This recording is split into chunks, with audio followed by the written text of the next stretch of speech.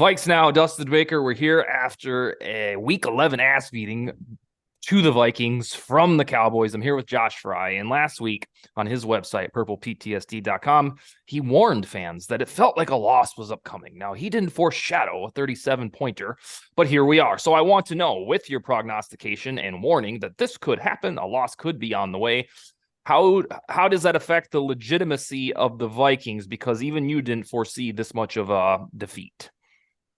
Yeah, I mean, obviously there's no great time for a 30-point beatdown, especially at home.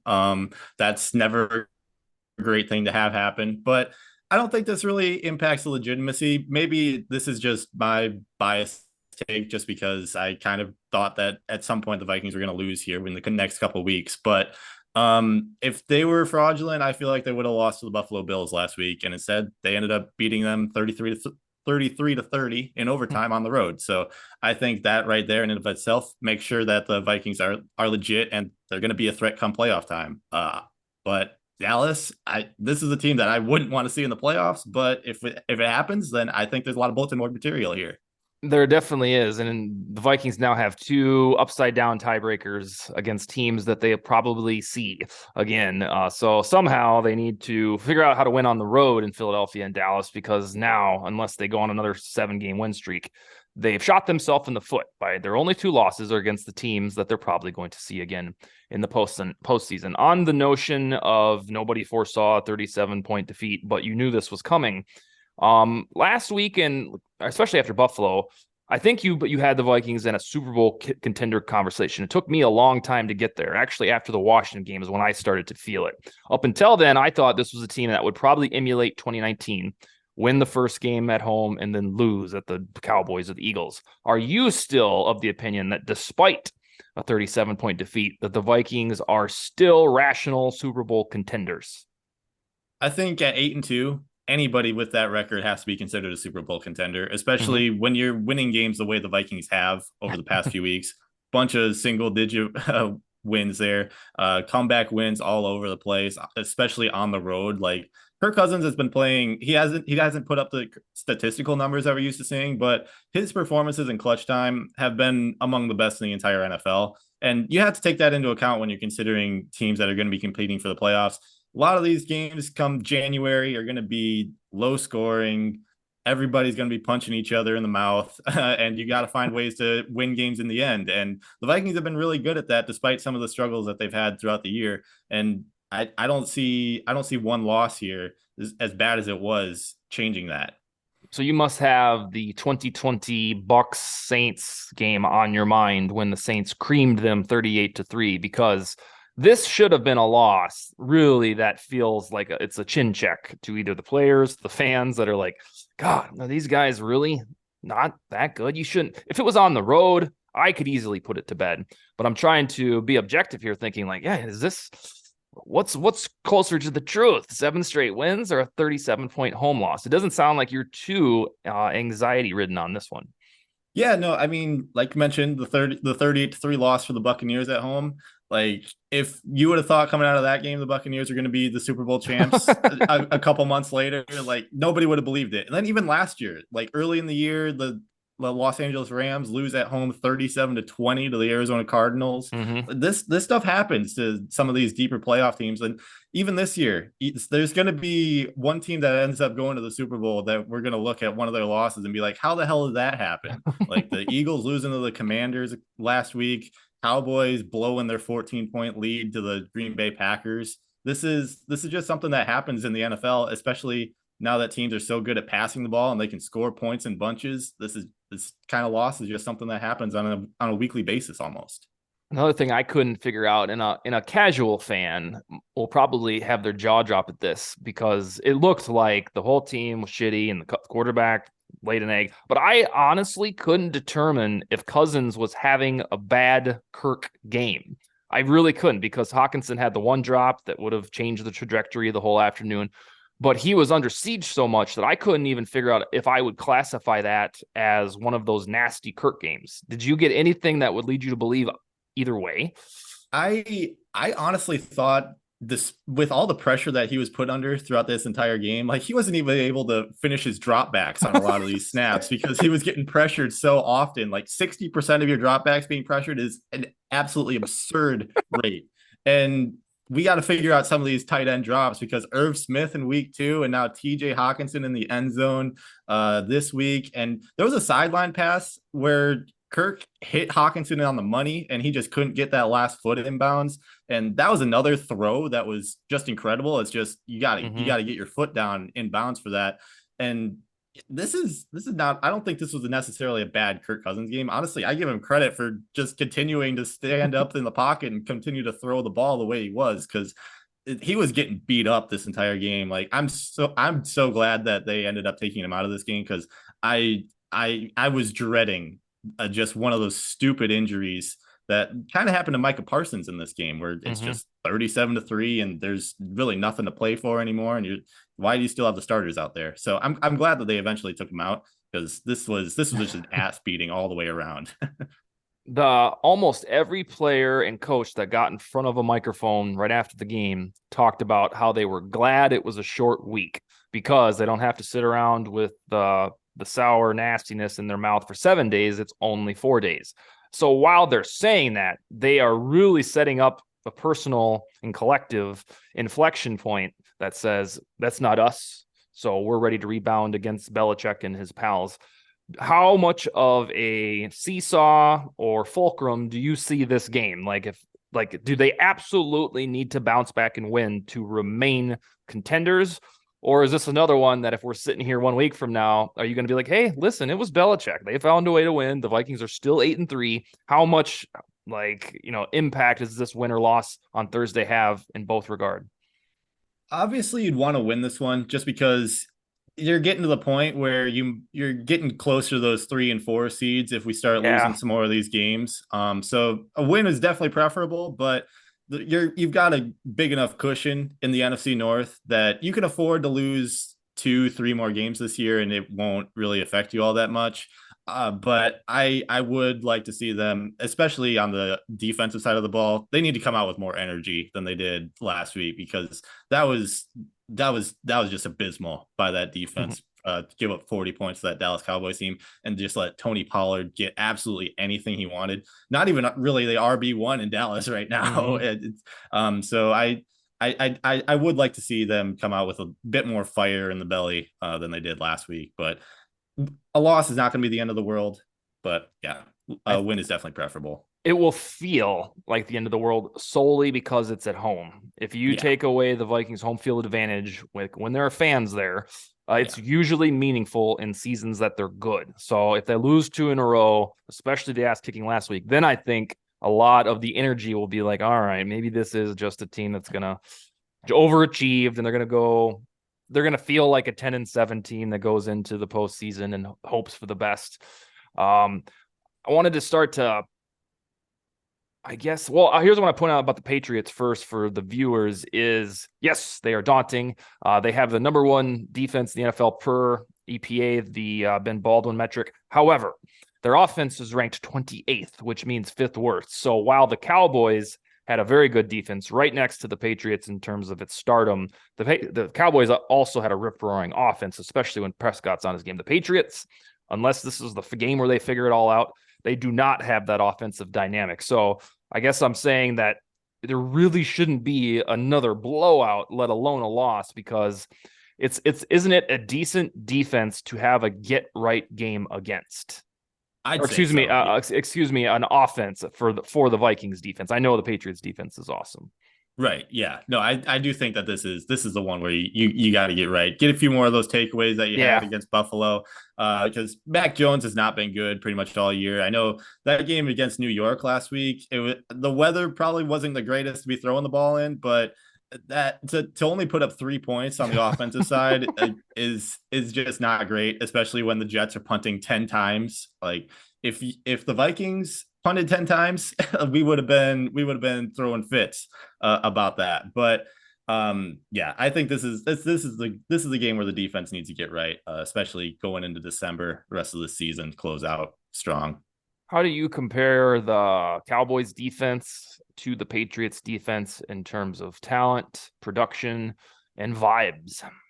I'd say the Dallas secondary is probably a little bit more talented than New England, just because Trayvon Diggs has quietly been a really good corner for all the flack we gave him last year for Yeah. the interceptions, despite all the yards he gave up. He's cut down on the yards this year. But the pass rush is virtually the same. Like I think per Pro Football Reference, the Patriots have like a 0.1 percentage fewer pressure rate than the Cowboys do. And then Matt Judon leads the NFL in sacks. He's basically playing exactly the same role that Micah Parsons does on the Cowboys Yay. defense. Yeah, I know. Yeah, it's going to be great. So it's a Bill Belichick defense, and he's going to try to find every weakness that the Vikings have. And right now, it's that left tackle spot. So I'd expect Judon to try to get the advantage on whoever's playing left tackle. I personally am secretly hoping that it's going to be Ezra Cleveland, just because he's got some decent experience there from college, and he proved that he was a second round pick as a left tackle in his time at Boise State. So I wouldn't mind seeing him get a few reps there, but the Vikings have a few guys that they can throw out right now and try to slow him down. So we'll just have to see what happens here. If they listened to your plan and temporarily kicked Cleveland out to his organic spot in college, at least, notably on the Vikings depth chart, they don't even have an LG2. So do you think that they would use Chris Reed there or slide whom over to left guard if they decide to do what you're talking about? I think a potential spot would be Austin Schlottman moving over Okay. there, just because he's got a little bit of experience playing guard. Mr. But False Start himself? I know, yeah, I know. First play. No, First I play. do. I think he does play a little bit better at guard than he has at center throughout his career. So Mm-hmm. obviously, nothing is ideal when you're missing the best offensive lineman in all of football, according to Pro Football Focus. But if you got to patch together something, that would probably be the way to go. I don't rule out Ali Udo either, making his Yeah. return, maybe even at left tackle, because he played pretty decently there against the Steelers last year against that pass rush. So yeah, there's a lot of different options they can go in. Obviously, none of them are going to be as good as Darisaw, but I think they can patch something together this week. Oh, and then Vikings fans know all about patching together an offensive line, Oh so yeah, they'll feel like right at home. Yeah, and Oli Udo, I always like to lift this up. That poor guy. We have memories of him for being an underwhelming guard, and he started off as a decent guard in 2021. Then the penalties hit, and then he just turned into not very good. However, he's supposed to be a tackle, yeah. and putting him at guard was a Zimmerian or Kubiakian thing. So, to your point, if they don't like Brandel, which I think they do, Udo would be an option if something happened to Brandel. Udo would be the next man up, and then Vidarian Lowe all the way down the line as a rookie. Another thing I want to ask you is we are 11 weeks through the season, and the Vikings are 8-2 with a grip on the 2 seed. Now is a reasonable time to start peeking ahead at what the postseason could look like, because unless they just have their Dallas shenanigans in line for the rest of the next month and a half, they're going to the postseason. And if they play similar to how they've played, they're going to host a playoff game. Is it reasonable to say that the Vikings can start sharpening their appetite for that round 1 playoff game against the Seahawks, the Giants, or the Commanders? Who am I missing? I think right now I'd bet money on the Commanders to be there at that Okay. 7 seed right now, just Like a because tiebreak over Green Bay if Green Bay gets funky. Yeah, and the Seahawks, they've been a great story, but I mentioned this on Trend Zone a couple weeks ago. I needed them to get that signature win over Tampa Bay and Munich, and they just weren't able to get it done. So I'm thinking that this is a team that's kind of starting to come back to earth. Meanwhile, the Commanders have won 5 of 6. Their only loss coming against the Vikings when they led by 10 points. So I do think that this is going to be one of those teams that really catches fire down the stretch, and they're gonna snag that 7 spot. Okay, so that would mean, like, again, it's a large assumption to say the Vikings will keep up at their. I'm not expecting them to win 7, but if they finish 12-5 or 13-4, they'd have the 2 seed. But then, or even if it's the 3 seed, I don't know that there'd be too much variance between the 6 and the 7. But will you rule out? Let's see who's at the bottom there: the Falcons, Packers, and Lions. Packers, Lions. Yeah, they're in the 10 spot right now. Believe it or not. Yeah, I guess you can't really rule out the Falcons at this point, just because one, they're still in it for the divisional race in the Yeah. NFC South if Tampa Bay runs into a few snags. And I think they've actually got another game against the Buccaneers later this year. So maybe they can win that one and snag the tiebreaker. Um I I don't really see it though, just because they needed a Cordero Patterson kick return touchdown to beat the Bears last week. So Yeah. yeah, I'd still bet my money on the Commanders to be there at the end of the day. Okay. Yeah, that would be a very Ron Rivera thing to get in there and get the 6 or 7 seed. But would that mean that every single team made it from the NFC East? Yeah, that and Holy then at balls. least 3 of the 4 in the AFC East are probably going to make it too. Yeah. Wow. My goodness. I got two more things to ask you. One of them in about 3 minutes here will be a prediction for the Patriots. But here's my first thing. Kevin O'Connell was drafted by the New England Patriots in 2008. He spent one season there, I believe, before he started his journeyman trek. Is one season under Bill Belichick enough to know how the man ticks?